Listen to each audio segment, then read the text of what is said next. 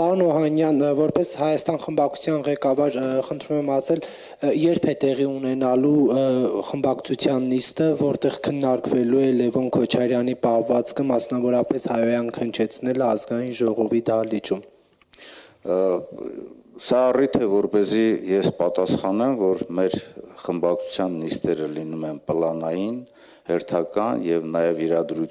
իրադրության հետ կապված նաեւ արտահերթ նիստեր են տեղի ունենում, որտեղ որ մենք քննարկում ենք տարբեր հարցեր, հատկապես այսօրվա առօրյային, հատկապես անվտանգային եւ այլ խնդիրների վերաբերող հարցեր։ Եվ մեր խմբակցության նիստում եւ ներսում տիրում է ներխմբակցային բազմակարծություն, ինչ վերաբերում է Լևոն Քոչարյանի պահվածքին, կարծում եմ, որ դուք ինքներդ տեսնում եք, որ այսօրվա իրականության մեջ բավականին թիրախավորել են եւ աննպատակ եւ տարբեր առիթ չեն օգտագործում քաղաքացիական պայմանագիր խմբակցության անդամները, նաև անհարկի անունը նշելու, մեղադրելու Լևոն Քոչարյանին եւ Լևոն Քոչարյանի գործունեությունը նպատակաուղղված է մեր խնդիրներին։ Լևոն Քոչարյանը ելույթ ունեցավ հանգիստ, շատ սառնասրտորեն արտահայտեց իր տեսակետը եւ պատասխանեց այն անտեղի գործողություններին, որ վերջին շրջանում հրահրել էր ինքը անձամբ Նիկոլ Փաշինյանը, երբ որ ասում էր, որ դուք բոլորդ պետք է գնաք ԱԱԾ-ի պատվալներ, համբալ անվանելով եւ ազգային ժողովի ղեկավարն էր մեր կին պատգամավորին ասում, որ ձեզ դուրս կշպրտեմ, այսինքն խոսույթ, որը որ անթույլատրելի է զուտ նաև մարդկային հարաբերություններում եւ անթույլատրելի է նաև երկրի ղեկավարներին, իրենք անձնական օրինակով դա հրահրել են։ Կարծում եմ, որ զայրույթից բռնկված է եղել Լևոն Քոչարյանի այդ խոսքը, ինքը իրավիճակից ելնելով համարժեք գործողություն է իրականացրել եւ մենք այդ խնդրի շուրջը կարծում եմ, որ զրույցներ կունենանք եւ այն իրողությունը, որ այսօր տիրում է ազգային ժողովում, այն սադրանքները, որ իրենք իրականացնում են շատ դեպքում քանակից ելնելով, ոհմակային տրամադրությամբ, անընդունելի է։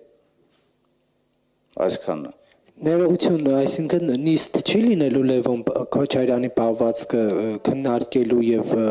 ինչ ոչ նաեւ մանդատը դնելու հարցը բարձրացնելու։ Այդպիսի հարց չի քննարկվել եւ չի էլ քննարկվել։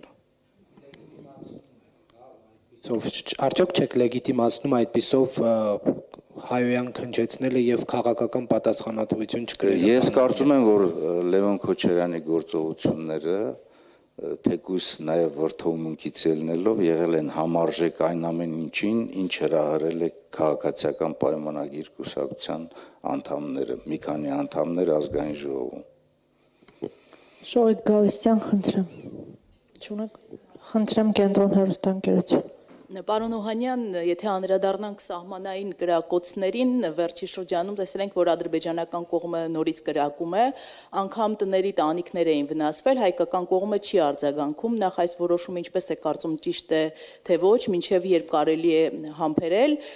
եւ ձեր կարծիքով հայ-ադրբեջանական բանակցությունները հիմա որ կետին են հասել, ձեզ համար հասկանալի է, թե ոչ։ Նախ սահմանային իրավիճակը վերջին շրջանում բավականին կարելի է ասել նաև լարված է եւ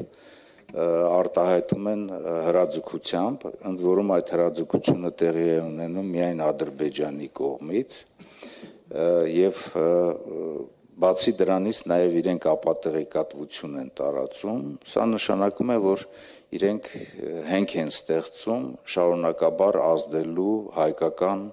կողմի վրա, դրա գնահատականը պետք է տա պետությունը, անվտանգության խորհուրդը եւ հատկապես պաշտպանության նախարարությունը եւ պատասխանները պետք է համարժեք լինեն, գիտեք, որ նախկինում պարտադրողի դերում հայկական կողմն էր միշտ համարժեք պատասխաններ էր տալիս, բայց Հայաստանի անվտանգության խորհուրդը, անվտանգային համակարգը լուրջ հետևություններ պետք է անի, սա նպատակը մեկն է, սահմանը լարված պահել, այդ լարվածությամբ նաև ազդել հայկական կողմի վրա, բացահայտել ինչու չէ նաև հայկական կողմից համապատասխան պատրաստակամություն եւ նաև շարունակական դարձնել այն ճնշումները, այն պարտադրումները, որ կան հայ-ադրբեջանական հարաբերություններում եւ նաև այդ խաղաղության օրակարգի իրենց նպատակներին հասնելու ուղղությամբ։ Այսօր խորությամբ մենք չենք տիրապետում ինչ է կատարվում հայ-ադրբեջանական հարաբերություններում, հատկապես խաղաղության ենթատեքստի ներքո, բայց մենք տեսնում ենք, որ Ադրբեջանի կողմից այդ հռետորաբանությունը, ճնշումների հռետորաբանությունը չի պակասում, անընդհատ նոր պարտադրանքներ են, անընդհատ նոր ցանկություններ են իրենք ներկայացնում, բայց այն ինչ որ նաև տեսանելի է, որը որ տիրում է Բաքվում, շինծու դատավարությամբ, Արցախի ռազմաքաղաքական ղեկավարության եւ նաեւ մնացած գերիների նկատմամբ Ադրբեջանը փորձում է իրենց ունեցած ձեռքի տակ տեղեկությունների շրջանակներում հիմք ստեղծել ոչ թե դատապարտել ռազմաքաղաքական ղեկավարությանը, այլ նաեւ հայկական կողմին։ Այսինքն այսօր մենք այդ հարաբերություններում հասել ենք մի իրավիճակի, որ հանցագործ կողմը Ադրբեջանի ռազմաքաղաքական ղեկավարությունը հայտնվել է մեղադրողի դերում եւ փորձում է մեղադրող կողմին, այսինքն հայկական կողմին դարձնել մեղադրյալ, ճնշումները շարունակել եւ մենք գտնում ենք պարզ մի դատավարության շրջանակներում, որտեղ որ հայկական կողմը նույնիսկ պատշաճ չունի, որովհետև դեմ առ դեմ է հայտնվել թուրք-ադրբեջանական տանդեմի դեմ, իսկ նրանք ինչ ցանկություններ ուզում են պարտադրանքների ներքո իրականացնում